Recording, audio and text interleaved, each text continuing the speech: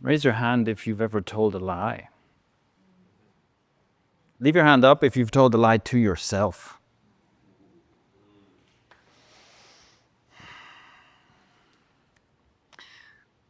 Quiet power, gentle strength, deep confidence.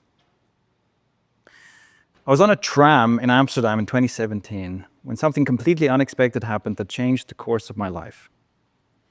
At the time, I was running my own successful software company. I was living as a digital nomad. I was traveling the world, working from my laptop. I was living the dream. I had made it. And yet, something was horribly broken in my life. I had been severely depressed for over a year. It's like this dark cloud had descended on my life. And it just wouldn't budge. I tried all the therapists and all the therapies. I was completely stuck. So I was on this tram, as usual, going through one of my ruminating, self-destructive, depressive thought spirals, when this curiosity entered my mind. I wondered, how often do I do this? Like, how many times a day, how many times an hour does this happen, that one of these self-destructive thoughts comes along, and I just follow it down this spiral? I wanted to find out. So I installed an app on my phone where I could tap and it goes up by one, like a counting app. I just thought, I'll find out, what's the number? And sure enough, moments later, one of these thoughts comes along, oh, I'm letting everyone down because I'm depressed and I haven't solved my depression yet. And I notice, oh, here's one of those thoughts. And I pull out my phone and I'm about to tap when I realize something changes and the thought dissolves. Okay. A few minutes later, the next one comes along. Oh, my relationships end in failure. I'll die alone. Again, oh, this is one of these thoughts, right? Pull out my phone and I'm about to tap. And again, I somehow find a way to go. I actually know where this train of thought is going. I don't need to get on. And I somehow find my way back to myself. I had somehow tricked my brain. And as a result of this, that day, I had my happiest, most peaceful, least depressed day in over a year. And what I discovered there would change the course of my life. Consider that. It is possible for you to tap into a state of being of quiet power, gentle strength, and deep confidence. And the key to this state of being is integrity. And also, when you come into your full integrity, you happen to get everything you've ever wished for more easily than you thought possible. Now, the way I discovered this was by going down a few of the wrong paths first. It started when I had to go to school, which was a totally alienating and confusing experience to me. Like, I didn't fit in, I couldn't make friends, I couldn't sit still. I got bad grades, I got bullied. One of my bullies also was my teacher. It was not great. I was suffering a lot and I felt so disempowered. I felt like such a victim. Later, my early 20s, I was no longer in school. I dropped out of university. I was discovering that I was pretty much unemployable. And I was desperately sad in a dysfunctional relationship. And I was looking at my life going, something has to change here. This has to stop. I have to find a way out of this existence as a perpetual victim. And really, this put me on a quest of trying to figure out, well, how do I succeed in the world? And how do I become a successful man in this world? How do I become a good man? And I tried to learn the answer to this question from every source I could get my hands on. What I discovered is that there's mainly two schools of thought on this. The first is the hustle culture, try hard, wannabe alpha males. And what they tell you is the solution to your problems is get fit, get rich, get women. That should sort you out, right? And you do this by being hard and tough and disciplined. And because we live in a world of social media and attention, the proponents of this philosophy are usually like caricatures of themselves. There's a hugely muscular dude with a big beard, an expensive watch, posing in front of an expensive car, an expensive-looking woman in his arm. And he's barking loudly like the most obnoxious opinions possible because that just gets attention, right? So that's masculinity. This is the solution to your problems. Well, I tried some of that, right? I got reasonably fit and rich and got attention from women. Didn't help make me any less depressed. That does not work. The other school of thought is the post-feminist spiritual soft boy. This is a man who grew up with a long list of don'ts. Don't be loud, don't be aggressive, don't be assertive, don't be sexual. All of that is dangerous.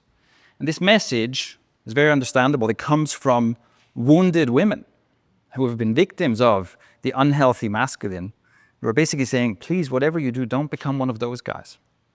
And believe it or not, I tried that too, especially when it came to relationships. I was extremely soft. I was a pushover. I was a people pleaser. No spine to be found anywhere. And that only led to frustration and resentment. So I had been on a path of self-improvement for a long time. I'd accomplished a bunch of things, but again, I was depressed. This was not working. And it was that moment in the tram where I stumbled on a different option. See, what happened is that in that moment, I found a way back to myself. I found a way to stay present with what's true inside me instead of getting caught on the train of thought, instead of getting caught in the external story, instead of getting distracted. And here's what happened next. As I stayed with myself, lots of unpleasant truths start bubbling to the surface. All the stuff I'd been avoiding. Unpleasant truths like, the relationship I'm in is not working and it's not gonna work. Unpleasant truths like, running my business by running myself into the ground is not sustainable. Unpleasant truths like, I don't have a habit of watching porn. I'm a straight up porn addict. And it's causing harm to myself and every woman I've ever interacted with. Ouch. These are the kind of truths we'd rather run away from, right? We'd rather choose the lie. But I was very motivated to stay present with the truth because the alternative was crippling depression. So I kept coming back to my truth. And it put me on this path, which I now recognize as the path of integrity. Because all these unpleasant truths just keep coming up and I have to deal with them. I have to deal with them. So that's what I spent the next years doing. Just confronting one of these unpleasant things after the other. And always finding back to the truth, always finding back to the center. And the amazing thing that happened is that I found integrity. And what's possible for you is that if you find your way into your full integrity, that brings you into a state of quiet power, gentle strength, and deep confidence. And in that state, all of the stuff you're wishing for comes to you easily because it makes you a better leader effortlessly. Men respect you, women feel safe around you. And all the stuff that before I was desperately trying and striving for, everything that I was trying so hard to do, suddenly becomes a side effect of who I am. It becomes a side effect of being and just showing up as myself. Now, I have good news and bad news. The good news is I discovered a shortcut to finding your full integrity. The bad news is it's pretty unpleasant. So here's how you do it. You grab a pen and paper and you write down everything you're currently lying about. What lies are you telling yourself? Where are you bullshitting yourself in your life right now?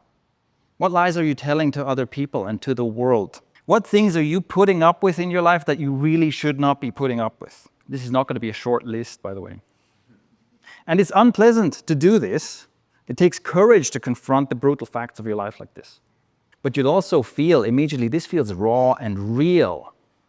This is very different from, watching motivational speakers on Instagram or something for your self-improvement. So you make this list, and then what you do? Choose the costliest lie on that list and commit to not telling it anymore. Commit that when you're in that situation, instead of perpetuating the lie, telling the lie to yourself, to others, doing the action that's out of alignment, find back to yourself. Commit to truth. And see how much that shifts the trajectory of your life. And then keep going, one lie at a time.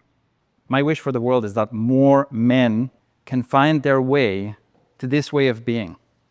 That we can find and teach an approach to masculinity that doesn't come from all this noise, that doesn't come from the insecurity of the wounded masculine, nor from the fear of the wounded feminine, but that comes from within.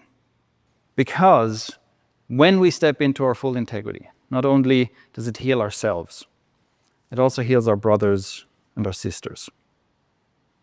I'm Shane Milach. Thank you very much.